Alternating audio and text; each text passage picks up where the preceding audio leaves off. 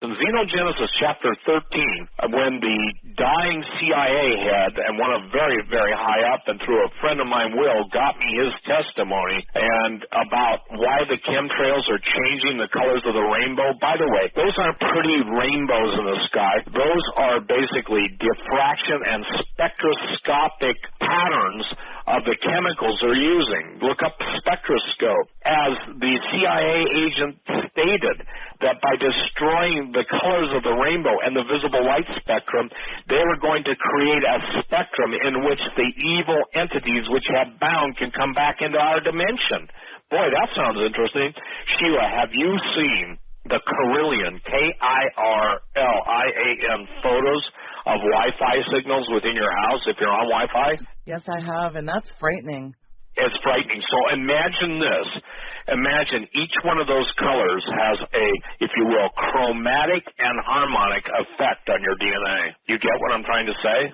Yes, yes. And, you know, what's frightening about all this, you know, you're talking about DNA. Look at this Oculus Rift now that all these kids are fascinated and using this headset. Well, studies are showing that these kind of gaming devices are actually, they're not only changing, listen to this, folks, changing your children's brain wiring, but it's changing the DNA at a cellular level, Steve.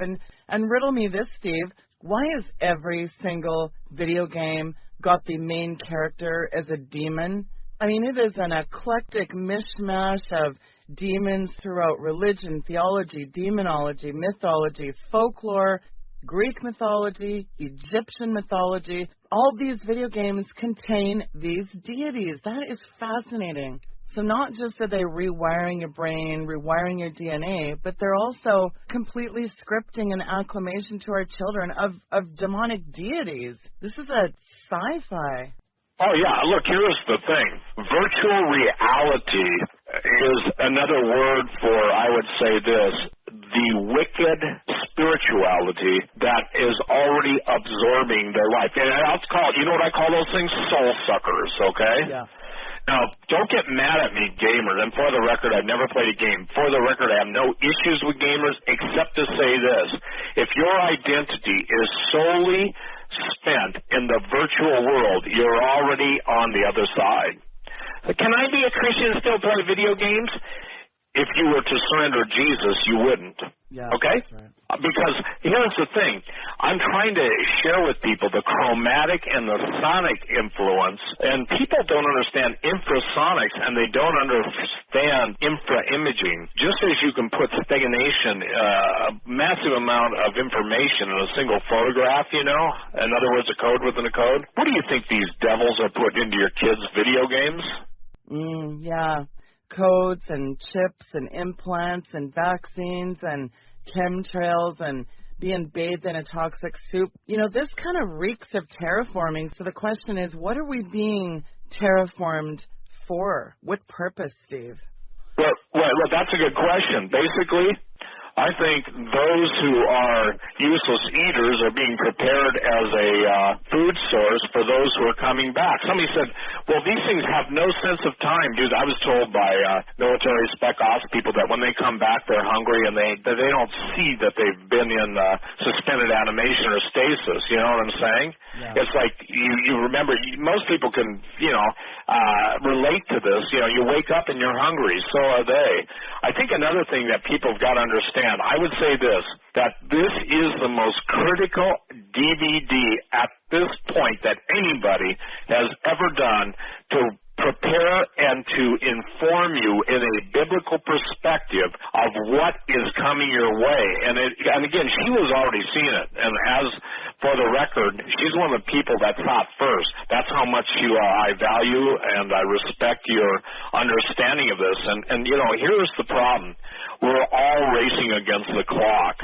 And somebody asked me snarkily, what happens when you die? Or my favorite is, I only know you're telling the truth when you're dead. Well, what happens if you're dead before me and you never listen to the truth? Yeah. I'll leave them with that, Sheila. Yeah. You know, here's the deal. It's not about personalities. It's about the message. And people can, you know, be religious. They can get on their snark boards. They can get on their criticism. But at the end of the day, how many people have they led to the Lord? At the end of the day, how many mouths have they fed? And I think a lot of people that listen to you and I and Doug Hagman and David Langford think that because they say they know Jesus that they're saved.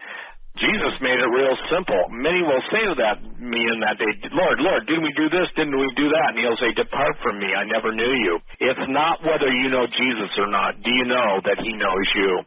Are you in relationship with him? And believe me, when you got The Rock and others, Hollywood's most famous, highest-priced stars praising Satan openly and laughing, and the Christians being so meek and mousy, I'll tell you what, may God arise and his enemies be scattered. I believe God's going to do something, Sheila, and thank you for this time together. I think this is one of the most powerful, and let me say this again. They have to get this book, Little Creatures. I'm telling you, Sheila, I can't answer all the emails. I'm just coming off of one production, scheduled to another, and it's a big deal to get all this stuff together. That's what the producer does. It's funny. I'm the guy that has to pull it all together, but God is enabling me, and he's bringing people. We've got some people that are volunteering, and we've got some people that need jobs, and so the only way we can finance these, ladies and gentlemen, is by selling our DVDs. So those of you who buy the DVDs, you're helping us with the next one, and I'll excitedly say to everybody and to everyone listening, if you thought number 3 is amazing, and I think it is, I think it's amazing. Obviously, you heard Sheila say it's amazing.